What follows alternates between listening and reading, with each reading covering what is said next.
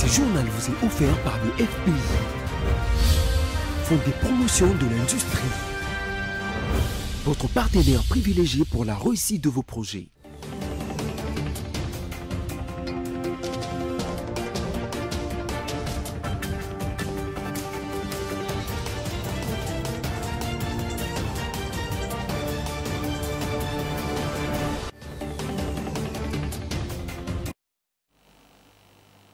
Bonsoir à tous et merci de nous choisir pour vous informer les sommaires de votre journal.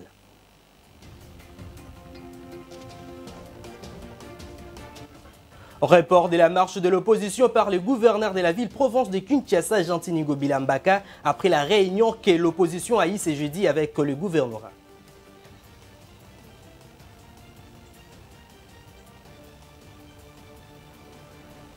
Sur des 170 chaînes de télévision émettant sur TNT, 107 autorisées à fonctionner à Kinshasa, décision prise par le gouvernement congolais dans un arrêté signé par le ministre de la Communication et Médias, Patrick Mouyaya.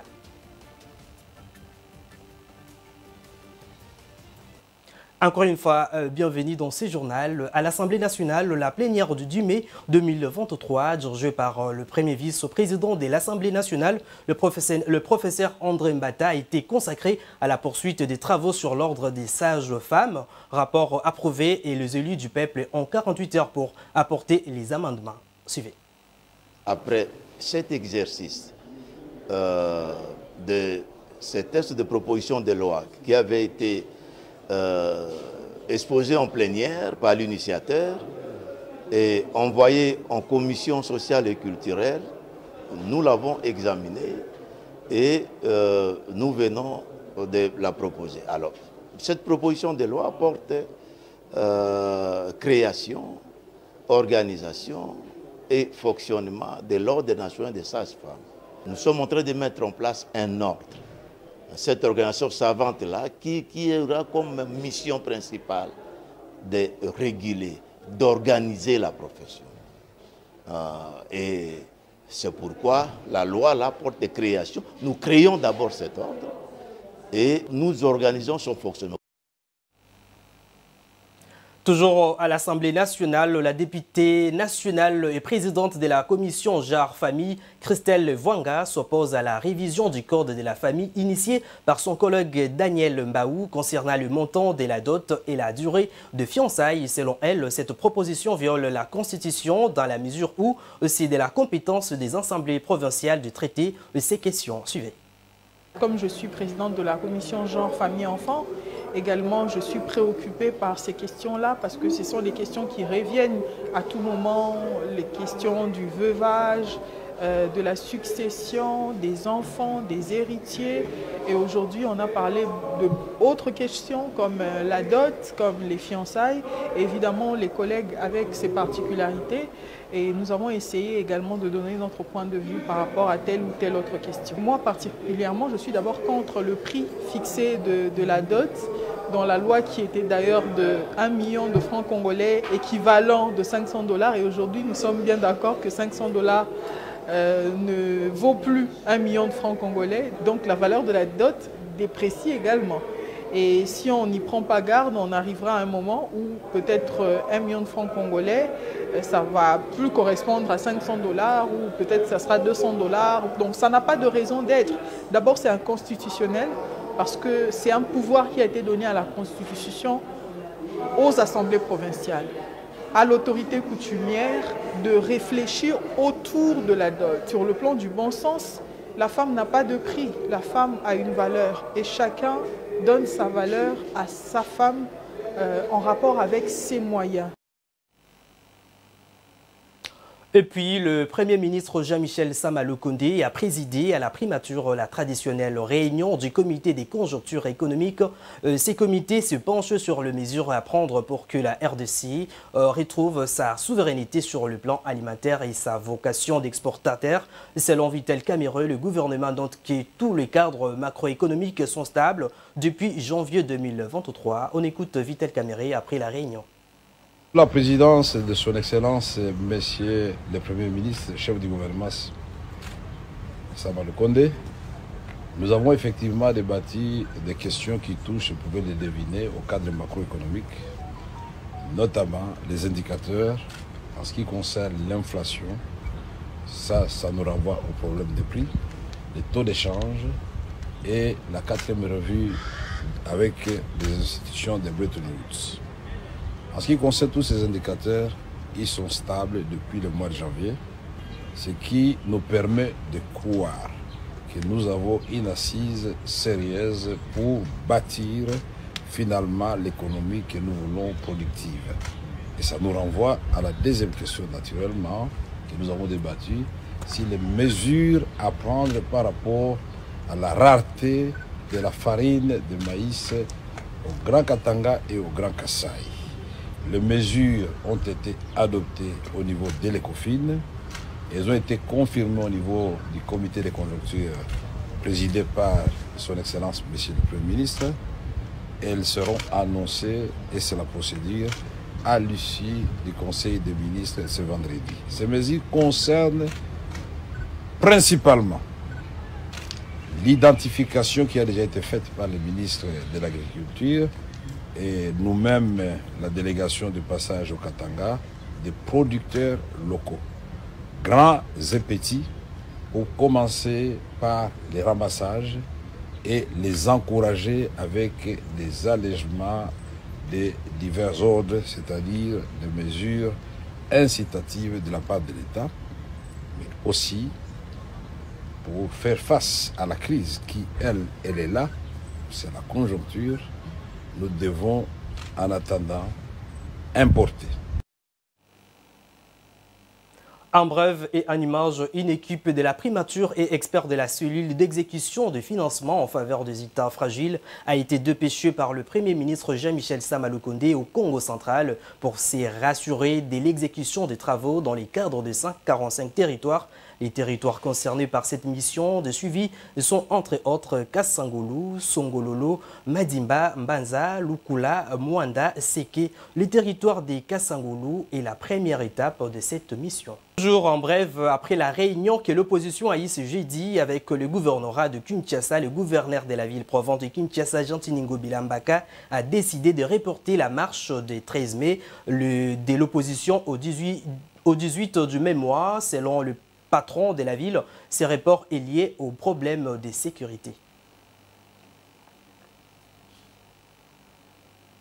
Autre chose à présent, en réaction sur la marche de l'opposition prévue le 18 mai, le haut cadre du parti politique de Lambert Mende, Thierry Mosenopoué, accuse les opposants Moïse Katumbi, Martin Fayoulou, Augustin Matata et Délice Sanga plutôt d'être complices avec le Rwanda pour brûler la République démocratique du Congo. On l'écoute dans ce propos recueilli par votre rédaction.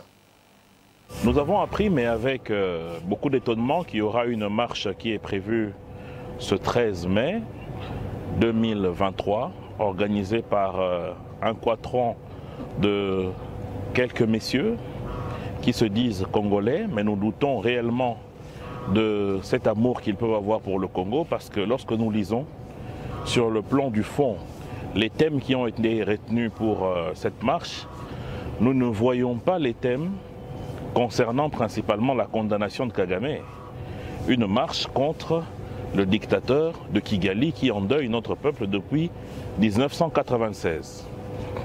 Nous ne voyons pas non plus dans cette marche les questions liées à la pénurie de maïs dans le Haut-Katanga et dans le Kasaï, parce que parmi les organisateurs de cette marche, il y a l'un d'eux, selon les informations en notre possession, qui serait à la base de cette pénurie.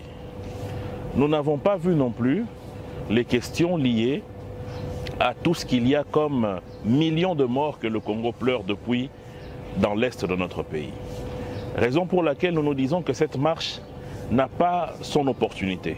Certes, la démocratie donne à quiconque le droit de pouvoir s'exprimer. En réalité, en ce qui me concerne, je confirme que ces amis sont la 5e roue de la carrosse. Ils sont la 5e colonne. Ils sont décidés à déstabiliser le pays, à nous désorienter de l'essentiel pour que nous ne puissions pas nous concentrer sur ce qui est important maintenant, c'est-à-dire la paix dans l'est de notre pays, la condamnation ferme de Kagame et les solutions aux problèmes que les Congolais rencontrent. Alors je ne peux que demander à mes compatriotes de ne pas suivre ce genre de démarche.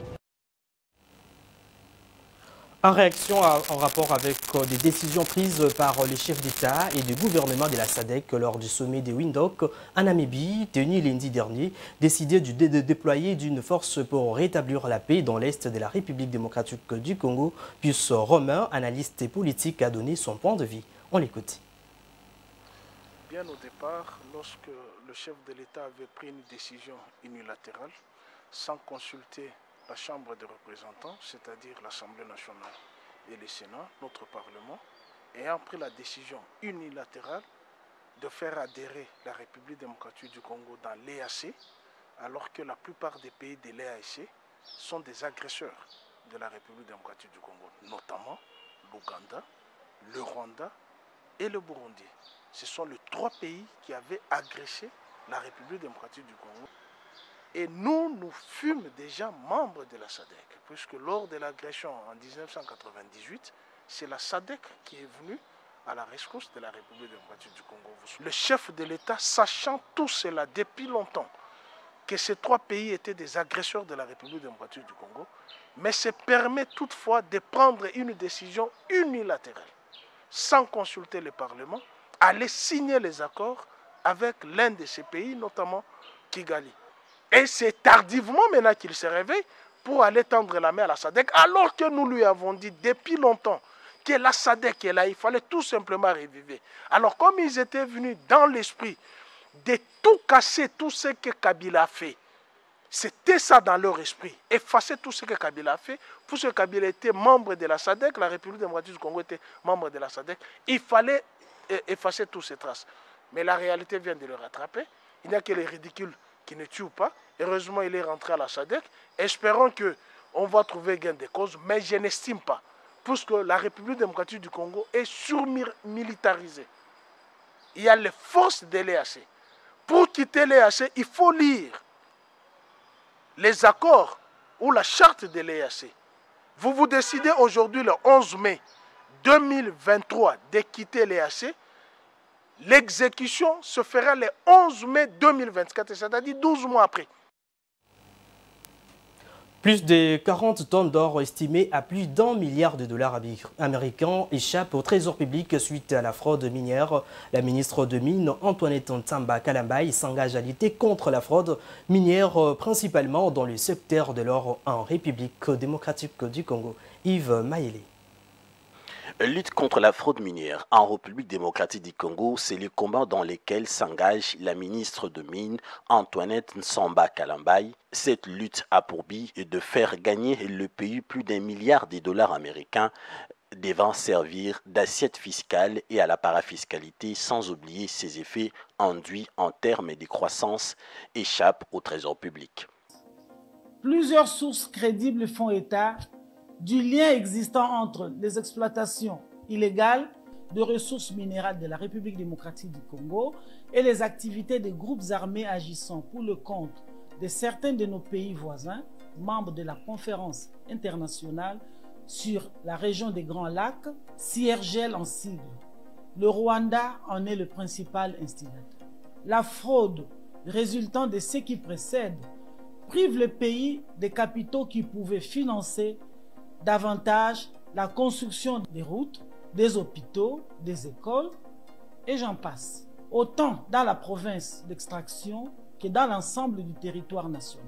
En 20 ans, le pays n'a pas pu recycler dans son économie plus de milliards de francs congolais, équivalent à plus de 34 milliards de dollars américains, ce qui aurait permis à la réalisation des activités d'intérêt général à impact durable. Dans un arrêté signé par le ministre de la Communication et Médias, Patrick Mouyaya, a réalisé un coup de balai dans l'espace médiatique congolais, réduisant des 160D à 107 chaînes de télévision émettant sur TNT à travers le pays. Reportage. Avec la migration vers la télévision numérique terrestre, TNT, plusieurs chaînes ont vu les jours en République démocratique du Congo. Plus de 250 chaînes de télévision. Rien que dans la ville, province de Kinshasa, l'audiovisuel est en pleine expansion en RDC. Pourtant, rares sont les stations qui évoluent dans des conditions avec le matériel adéquat. Et dans un arrêté signé par le ministre de la Communication et Médias, Patrick Mouyaya, a réalisé un coup de balai dans l'espace médiatique congolais en réduisant des 260D à 107 chaînes de télévision émettant sur TNT à travers le pays. Ce processus de désactivation des chaînes non en règle avec l'État congolais s'inscrit dans le cadre de la salubrité médiatique prônée par le ministre Patrick Mouyaya depuis son avènement à la tête de ce ministère. Et dans un briefing de presse, le patron de la communication et médias en RDC, Patrick Mouyaya, a fixé plusieurs conditions pour continuer à émettre en tant que chaîne de télévision, notamment avoir un faisceau, car toutes les chaînes répertoriées ayant des laptops déposés au centre d'émission d'Mbinza sont déconnectées. Place au rappel de principaux titres.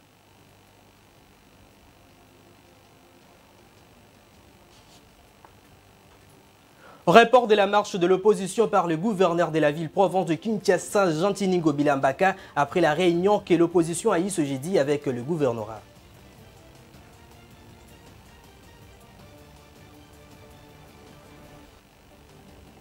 Sur des 170 chaînes de télévision émettant sur TNT, 107 autorisées à fonctionner à Kinshasa, décision prise par le gouvernement congolais dans un arrêté signé par le ministre de la Communication et Médias, Patrick Mouyaya.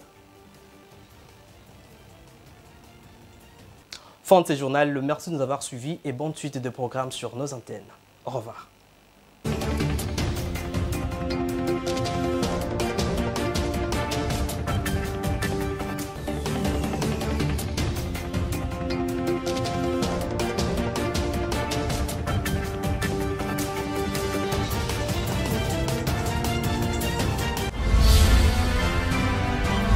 Ce journal vous a été offert par le FPI, Fonds des promotions de l'industrie, votre partenaire privilégié pour la réussite de vos projets.